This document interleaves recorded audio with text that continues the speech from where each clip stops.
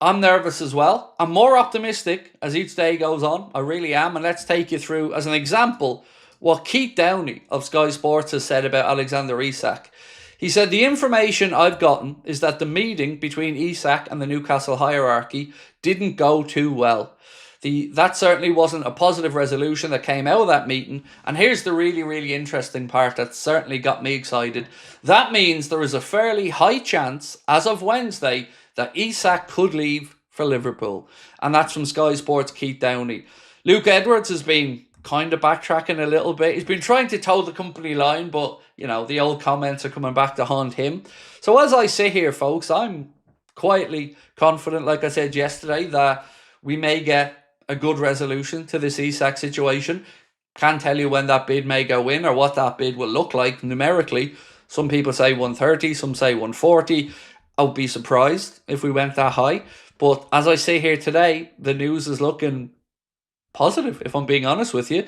But let me know what you're thinking. Are you feeling equally as positive around it? I understand it's tiring people, by the way. I really do. It's been a long summer, and a saga is only worth the saga if you get the signing. If you don't get it sorted out, yeah, it feels like you've wasted a load of emotional energy for nothing. But fingers crossed that this comes to a positive conclusion. Newcastle have had a couple of bids turned down for Strand Larson, one at 50, one at 55. Looks like they could go back in with a third. I'm not sure where they stand with Johan Visa at the minute. That one is one they're still trying to work on, but it looks like they're being stonewalled a little bit by Brentford.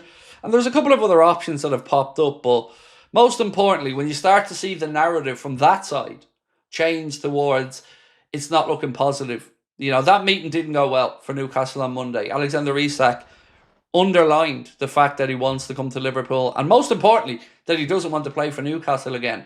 So like I've always said all summer, the common sense thing to do here is to sell and move on. I know it's difficult for Newcastle fans to hear that, but that's the way top clubs deal with these things. You get the money in, you move an unhappy player on, you reinvest, and you go again. Newcastle's problem, though, has been the lack of real clarity in their recruitment. They've made a mess of the summer window, whichever way you look at it. They try to paint a picture that things are happy and rosy and that they've quietly gone about their business and had a good window. They haven't. They've messed it up, and they've nobody but themselves to blame on it. So I just hope they get a forward in so we can get Isak soon, and then we can all celebrate. Danny Bingham, how are you, sir? Isak transfer lining up perfectly. He's done his bit, and I know a lot of people are tired of it. I do totally understand that. I'd be a liar, Danny, if I said I wasn't a bit weary after this summer's transfer window. I'm definitely looking forward to a few days break when it's all over. But if we get him in and we get the window with the end that we hope, I think it'll be a pretty productive window. But the one we need really as well is we need to get that centre-back situation sorted out, because we are all kinds of... Craig, where do we finish without Isak and Gay? So the without Isak thing, I think I need to caveat that a little bit. Without Isak or another top quality forward. I think we don't get one of them in and a centre-back resolution third. Yeah, third. I think we finish bottom of the big three, which will be, in this case, Arsenal, Man City, Liverpool. Without these two signings, I think third. Maybe second, depending on how injuries go. If we get them both in, I'm feeling confident we retain the title. So, even speaking with Lee today, he still has us as slight favourites in his mind as an Arsenal fan. I'm probably 50-50 at this point between us and Arsenal. So, get the signings over, get Isak bedded in and banging in some goals, then yeah, I think we do it. Craig Hope of the Daily Mail said, I understand the stance from Wolves' end remains the same as it has in recent days. They do not want to sell Strand Larson, and even an offer of 60 million would be rejected as it stands. They're just having an absolute mare. The Mail said, if Isak is to leave Newcastle, Newcastle will want to sign at least one, if not two strikers before Monday's deadline. The report claims Strand Larson and Visa have always been viewed as replacements for Callum Wilson and not Isak. However, it is said there's a feeling at the club that Isak's situation is beyond repair and a sale is best for all parties. The 25-year-old has essentially been on strike this summer as he looks to force a move to Liverpool. So, the Mail are saying it, Keith Downey is saying it, even though Lukey boy is starting to backtrack a little bit. It's certainly looking good. Optimistic, positive. Never going to say nailed on because it's football and anything can happen. But as each day goes by now, I'm again starting to grow in a bit of confidence. Said, was Isak walking around Newcastle in a Liverpool tracksuit? If so, balls on him. Not that I'm aware of. I certainly don't have any information to say he was. I mean, it would be a fairly cheeky thing to do, wouldn't it? And it would be a fairly brave thing to do as well. I mean, I don't know. It was always going to be a late one for Isak because we always had to wait for to see if Newcastle could figure out how the transfer window works.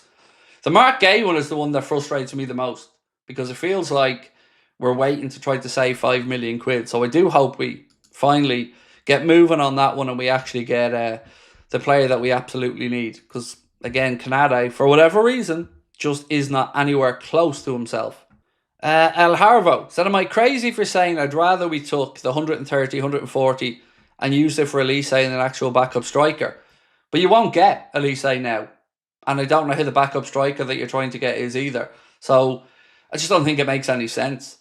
Let's not forget where our net spend is at the minute. I think I still have it here, do I? Yeah, we're at 93 odd million quid net spend, which isn't enough for what we're looking to do this summer. So we still have a bit of wiggle room there to bring in some players. And I'm hoping that by the time we're sitting here on Monday, that net spend is, well, let's just try and do some quick maths here. Somewhere close to 250. Maybe it's a bit lower if we sell Canade, but let's wait and see. Love the smug gif on WhatsApp, said Russ. Thank you, Russ. I'm going to be unbearable if/when Isak signs. Unbearable, bro. Because the amount of shit that I have taken over the last few weeks is nuts. Some of it from Liverpool fans coming in to, I don't know, try to blame me for everything. Like it's my fault that Newcastle can't sign a striker. But if it comes together, it's been an incredible window. But I'm not going to lie, I'm definitely still nervous. As I sit here now, I'm getting messages into my inbox and people are trying to figure out what's going on. But I'm not wrong, right? Surely people see this as well. It does feel like the stance from the Newcastle side is shifting here. And they're starting to accept that it's an irretrievable situation. And when you start hearing those phrases, irretrievable situation, that really does show you that things are moving in the right direction. And this is starting to dawn on them. And also, I've always said to you as well, it's a battle for hearts and minds. I keep using that phrase. Newcastle have to show their fans that they did everything. They will continue to try to scapegoat the player, and they will say they tried everything, even going as far as going to his house on Monday to try to convince him of the project, offer him a new contract. But they were met with a very firm, no thank you, I want out. So it's looking positive. Yeah, look, I think this transfer business is tiring. It is. As much as I love transfers, as much as I love talking about them, it's tiring. It does take it out of you. And I'd be a liar if I said I'm not going to breathe a sigh of relief when this window comes to an end. You know, go all the way back to the Wirtz saga. I felt like we were waiting and waiting and waiting for that confirmation. Eventually it did come and we got him. But with Isak, I think if we don't get the player over the line, there's going to be a lot of frustrated Reds, and rightly so.